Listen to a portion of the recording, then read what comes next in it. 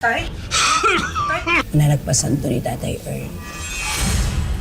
Uutang ka na naman para ipambayad mo sa una mo pang utang. Siguradong diyan ka manghihirap? Madami po kasi nagsasabi sa akin na madali daw po makapag-loan dito. Siguraduhin mo malaking halaga yan. Kaya huwag kang magtangkang takbuhan yung utang mo. Siguro tinatakot nila ako na pwede akong mamatay dahil sa utang. Talagang siswertehin ako sa feng shui na yan, Kokontrahin na lang natin, madam, Ayan. ang kamalasan. Tatabihan natin ng wealth dragon. Pantanggal yan ng malas. Mamsi! Wala na naman tayong benta. Kailan natin dinagdagan tong mga lucky charms? Walang bumibili sa atin. Ito, hindi lang magtatanggal ng malas. Kano yan? 2,000. Sabi nila na mabibigyan nila ako ng yung magandang buhay, pananiwala nila ako sa gano'n, kaya nang may kapalit na pera. Kaya po ako naniwala. Kinulang ka lang talaga sa talino! Ganon! Ay! Wala pa narito! Ay! Marami talagang nag-aaway sa usapin ng pera. Pero sabi nga nila, simple lang naman ang buhay. Ang utang ay utang at dapat itong bayaran.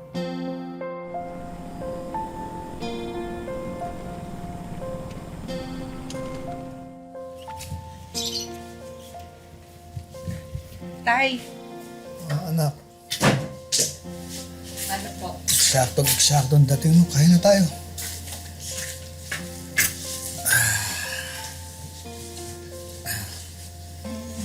Pasensya ka na, anak, at nagalaw ko yung nag-iisang sardinas doon. Yan ang ulam natin ngayon. Pasensya na rin tayo ha. Akala ko masusundan natin yung sardinas at makakapamili pa tayo kahit konti. Pero kasi imbes na sumahod ako na walang pa po ako ng trabaho.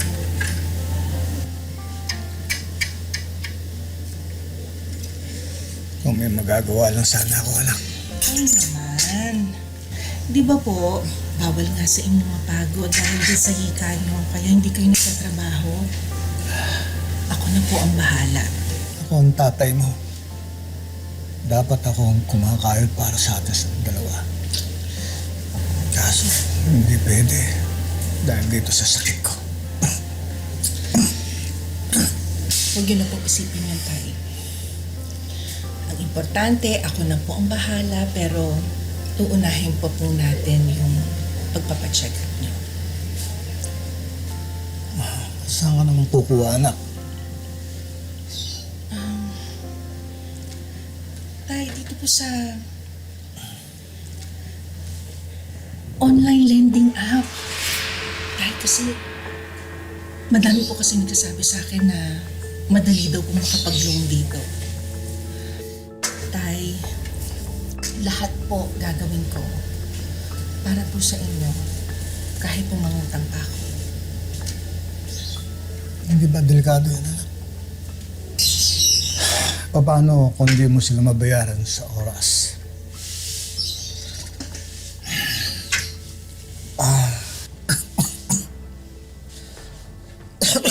Okay lang po ba kayo? Alam mo, natatakot ako para sa'yo. Pag sinubukan mo yan.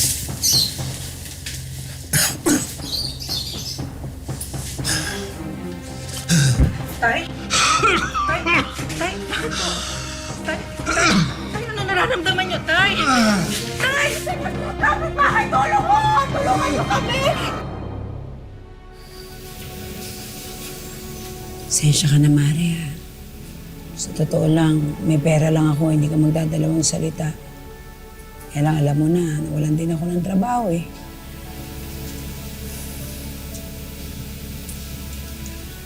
Salamat po.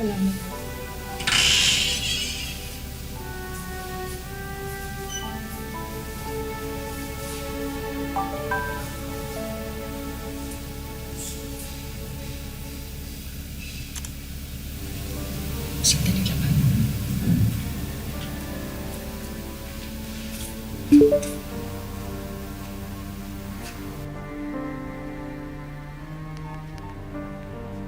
Ano yan?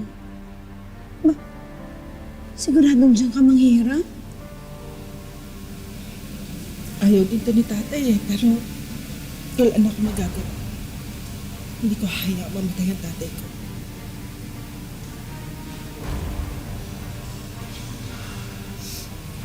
Sandali ba?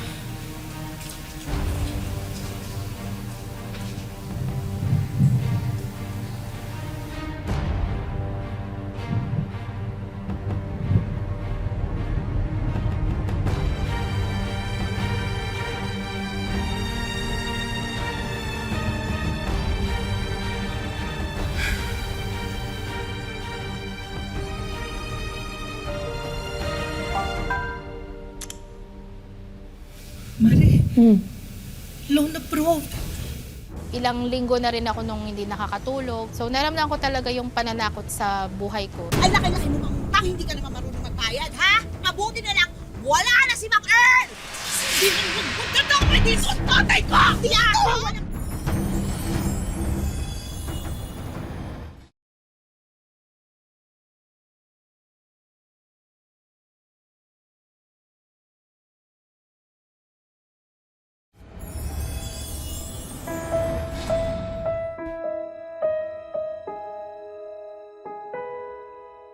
At umupo ka muna dito, ha? Hintayin mo ako, ha? Dito ka muna magpahinga, ha? Diyan ka lang muna, ha?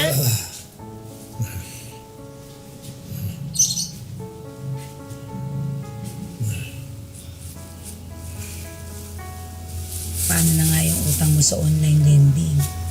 Hanggang malaki-laki yun ah. May pambayad ka na ba? May konti naman ako naitabi sa mga kinita ko dito sa Banana Club. Pero syempre, maliit lang yun. Kulang pa rin. Uutang ka na naman para ipambayad mo sa una mo pang utang. Diyos ko naman, Maring, talaga namang mababaon ka na niyan. Isang linggo na ako, gabi-gabi talaga akong tinatawagan. Magbayad na daw ako ng utang ko.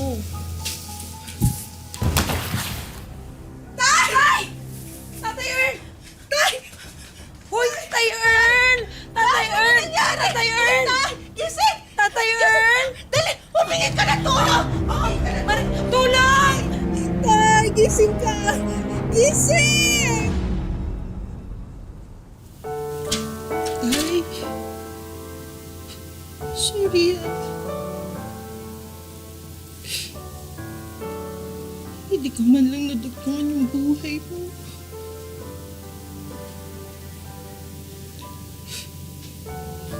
Sana ngayon, kasama pa tayo. Paano na ako ngayon? Mag-isa na lang ako. Maring, ginawa mo naman na ang lahat. At naiintindihan niya ni Tatay Earl. Tsaka hindi ka mag-isa. Nandito ako. Sasamahan kita.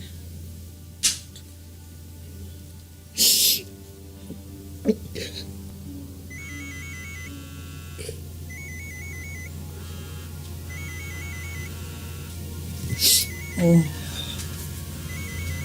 Hindi mo sagutin. Ngayon pa, nagamit ko na dun sa burol ni tate yung konting naipon ko. Kaya nga, nakapag-loan pa ako ng isa, di ba? Maring, yung mga ganyan, dapat sinasagot yan. Harapin mo yan. Baka mamaya lalo kang gipitin yan kapag dinedma mo.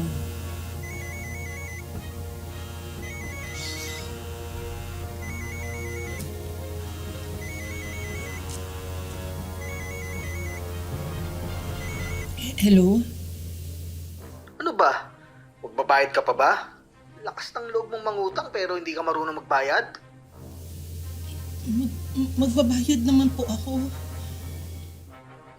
Siguraduhin mo malaking halaga yan kaya huwag kang magtangkang takbuhan yung utang mo. Kundi, susunod ka kaagad sa tatay mo.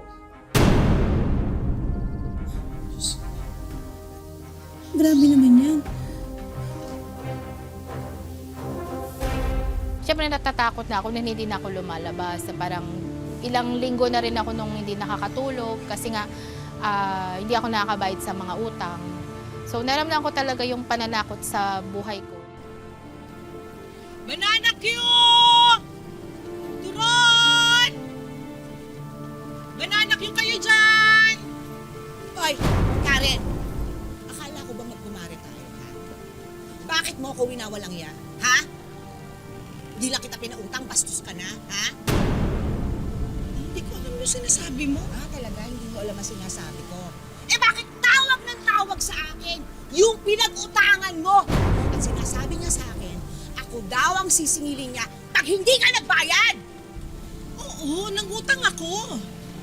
Pero hindi ko alam paano nila nakuha yung number mo. Umamin ka na lang, Karen. Ang laki-laki mo mangutang, hindi ka naman marunong magbayad, ha? Ang sabihin mo sa akin, pinalano niyo yan ng tatay mo. Huwag mo dadamay dito ang tatay ko, ha? Talaga? Pwede kong idamay ang kahit sinong gusto kong idamay dahil pahalang na kaluluwa mo. Kaya mabuti na lang, wala na si Mang Earl! Sabi nang huwag mo dadamay dito ang tatay ko! Dito! Walang pa! Ay ko! Ilan mo na! Hay! Hay! Ano ba? Hay! Hay! Ano ba? Ano ka rito? Teka lang! Bakit ba? Bakit mo sinasaktan ang kumari ko? Sama kayo mga pahalang ang kaluluwa! Yan! Yung kumari mo! Hindi marunong magbayad ng utang! Utang na utang sa may takbal! Sa'yo! Wow! Akala mo kung sino ka ba? Santa ka? Ha? Walang bahid ng utang! Ay! Ano? Akala mo kung sino ka? Akala mo sama kayo na! Gusto sa'yo na! Huwag lang ang tatay ko dahil wala siyang utang sa'yo! Ang pangit mo! Ako sa'yo ka lang! Ah! Balis ka na, ha? May utang ka sa Mumbai! Ah!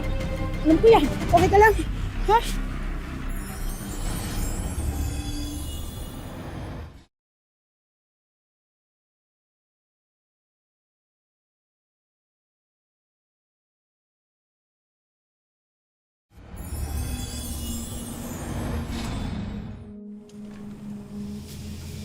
Yan ang nga sinasabi ko sa'yo eh.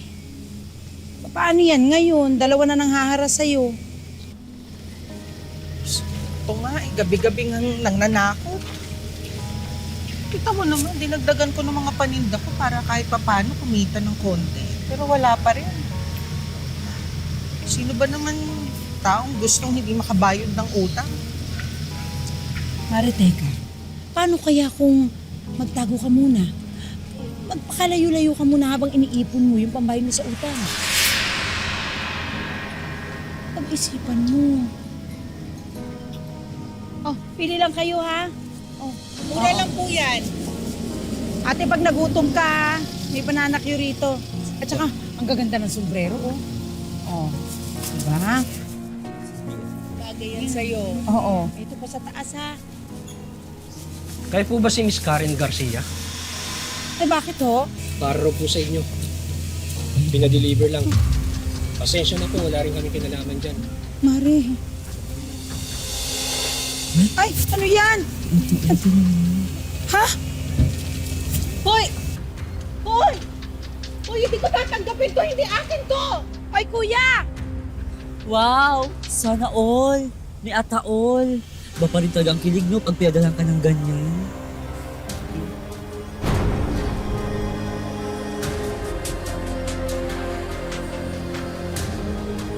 Dito ka huling hihiga kung hindi ka magbabayad. Mare, sa totoo lang rin naman, pati ako hinaharas na. Ano nang gagawin natin?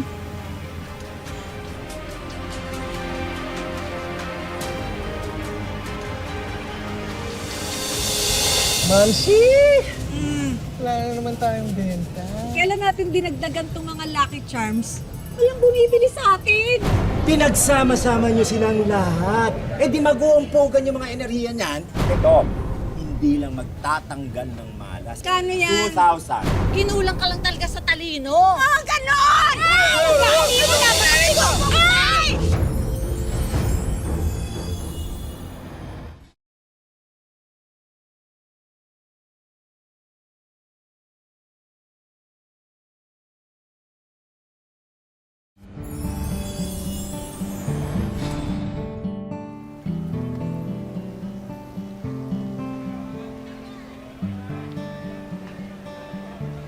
Salamat.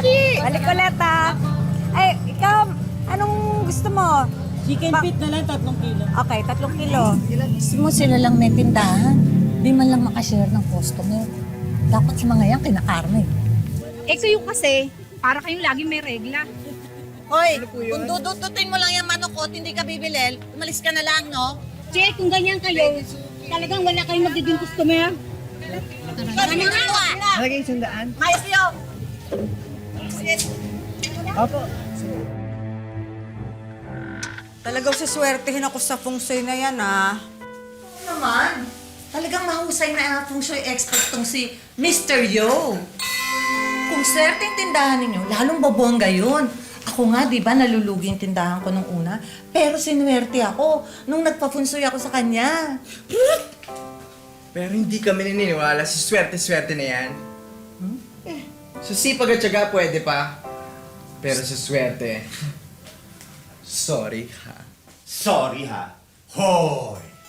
Pagpasok ko pa lang sa bahay ninyo, ramdam na ramdam ko na ang kamalasan. Mga elemento nagbabanggaan at naglalabas ng negatibong enerhiya. Galing niya, no? Naramdaman niya agad. At alam nyo ba kung ano ang kakambal ng kamalasan? Kamatayan! Kaya ang hagdanan na ito. Yee! Sino bang arkitekto ninyo? Mali ang placement. Dapat itong hagdanan na ito nakatapat sa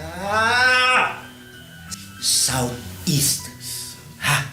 At kamalasang habang buhay yun. Alam nyo ba yun? Pero ramdam ko nga, may nararamdaman ako dito sa hagdan na to eh. Anong gagawin? Titibagin. Kukontrahin na lang natin, madam, Ayan. ang kamalasan. Ayan, kita mo na, makakamura ka pa. Ang galing niya talaga. Tatabihan natin ng Wealth Dragon. Ayan. Oh, di ba? Wow! Swerte Pantanggal yan ng malas. Hindi naman siguro masamang maniwala, di ba? Oo naman. At saka, hindi rin masama na maghangad ako ng konting swerte. Ang Wealth Dragon. Ang dragon ay simbolo ng kapangyarihan at lakas. Magkakaroon kayo ng maraming pera. At, Ateng, hoy, wala nang magkakasakit sa pamilya ninyo. Gusto ko to! Kukunin ko to.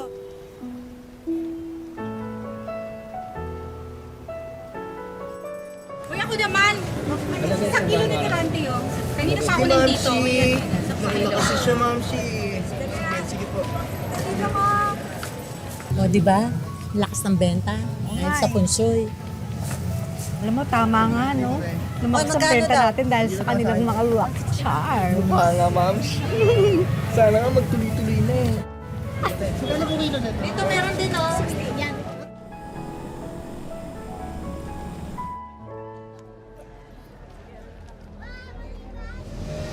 Mamsi! Wala na naman tayong benta. Simula pa kanina, 2 pa lang benta natin.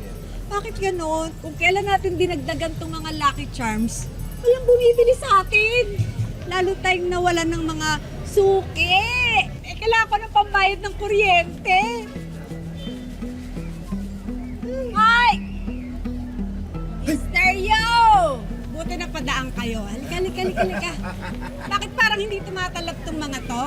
Hoy! Wala kaming customer. Eh kasi naman, madam, mali kayo. Pinagsama-sama nyo silang lahat. Eh di mag-uumpogan yung mga enerhiya niyan. Malas talaga. Gagawin. Ay, huwag kayong mag-alala. Meron tayong solusyon dyan. Pero, may bayad. Pinag-aagawan ito. Oh, ito. Hindi lang magtatanggal ng malas. Yung maling ginawa nyo, tatanggalin niya rin at mag-a-attract kayo ng mga customers. Oh, Magkano yan? 2,000. 2,000? Oo. Bakit ganon? Ginawa naman natin ang dapat gawin. Binili yung mga dapat bilhin. Pero mas dumalang ang dating ng pera ngayon kaysa dati. Talaga? Iba talaga ang puto ko dyan. Simula nung dumating yung misteryo na yan sa buhay natin, parang bumigat yung pangkabuhayan natin eh. Pansin mo? Asan na nga pala yun? Meron pa siya sa akin utang na Lucky Charm na money tree. Oh, dapat kahapon yung dinala. Hala! Ay, baka nagtatago na yun. Huwag naman! Marami na ako nilabas na pera, tsaka may mga items. Hoy! Di pa kayo nagbibigay ng upan niyo sa bahay ah! Dati hindi naman kayo ganyan ah! Naubos na ata yung pera niyo sa punsoy. Nagpapakasakali lang sa swerte. Hayaan mo na, bukas na bukas din. Kapag gumanda ang kita, dadali ko yung bala. Naku, alam niyo ba? May balibalita. Yung misteryo na yan, marami nang nabudol. Huwag kayong maniwala doon. Mahina lang talagang kita sa palengke sa sobrang mahal ng bilihin. Alis na ako. Bayad kayo ah. Oo. Ay! Ay da! Ah, totoo ba yung sinabi niya? Scammer yung misteryo na yan? Malay ko, no? Hindi ko na talaga kilala yun eh. Hindi kilala. Oo, nagpa-feng shui lang din ako. Ayan, oh. Grabe ka. Hindi ko may tinatapos. Nung una, naniwala ako kasi bumabalik naman sa akin yung swerte. Tapos, nung pangalawa, eto na, hindi ko nakalain na na hindi na siya umubra yung nila, yung mga pangako nila sa akin.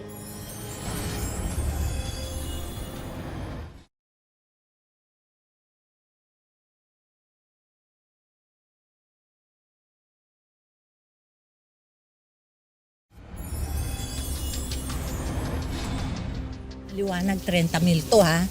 Pero dapat mas malaki sa akin. Kaya, ayan, 10,000 sa'yo. Uy, siguro, kailangan umalis ka muna kasi baka nakakaamoy na sila eh.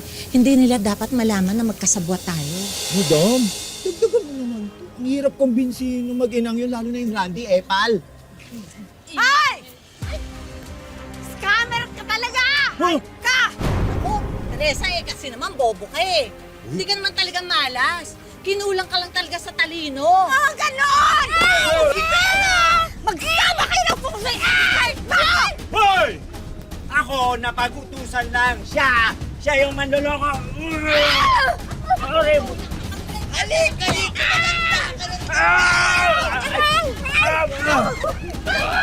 Kaming mag-alik!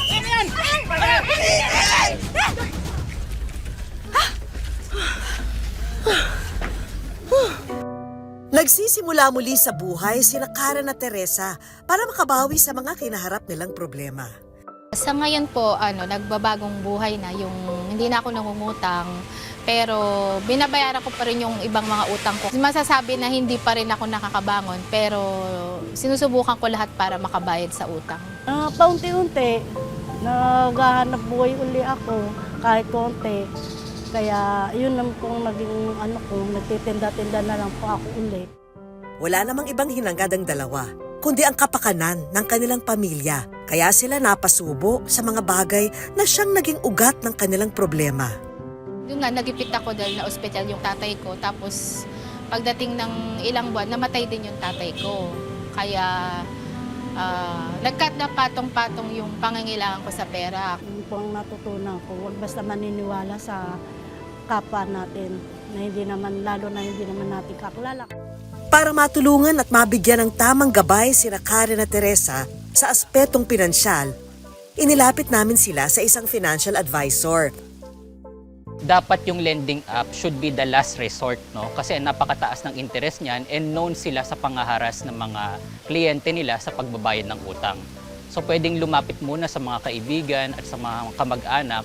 Unang-una, huwag tayo masyadong maniwala sa mga pampaswerte. Mas maniwala tayo sa ating kakayahan, no? Sa sipag, sa tiyaga, sa diskarte at sa pagdadasal, no? Para sa bagong taon, hatid namin sa inyo ang mga regalong makakatulong sa inyong pagbangon. Ito na ang mga hinanda naming regalo para sa iyo, Karen. Mga negosyo package, May coffee stand business na may kasamang appliances. May mga grocery items para sa bagong sari-sari store ni Karen. Dinagdagan pa namin yan ng mga pwede mong gawing paninda, kagaya ng RTW clothes at iba pang produkto. Pwede mo na rin iuwi sa inyong bahay ang bagong sala set na ito. Sobrang saya po. Gagawin ko yung lahat na makakaya ko para paunlarin, para makaipon ako, makabayad sa mga utang. Siyempre, meron din kaming hinanda para kay Teresa. May iba't ibang produkto na pwede mong inegosyo. French fries, grocery items, frozen meat, gourmet products, at mga beauty essential na ready na para gawin mong paninda. Isali mo pa itong Melowares dinner set para sa iyong bahay. Alam namin kung gaano kahalaga ang edukasyon para sa iyong anak, Teresa. Kaya naman tanggapin mo na itong educational assistance para sa kanya. Maraming salamat po dito sa lahat. Ang huli naming regalo para kina Karen at Teresa, ang Wish Ko Lang Savings, tulong pinansyal para sa kanilang pagsisimula. Nagpapasalamat po ako sa Wish Ko Lang at sa kay Miss Vicky. Ilalaan ko po sa pag-aaral din ng anak ko, panggastos namin. Naway mag-iwan ng aral ang dalawang kwento na ito na anumang pagsubok ang ating kaharapin ay huwag nating hayaan masira ang ating dangal at pagkatao sa anumang usaping pera. Ako po si Vicky Morales at ito po ang Wish Ko Lang.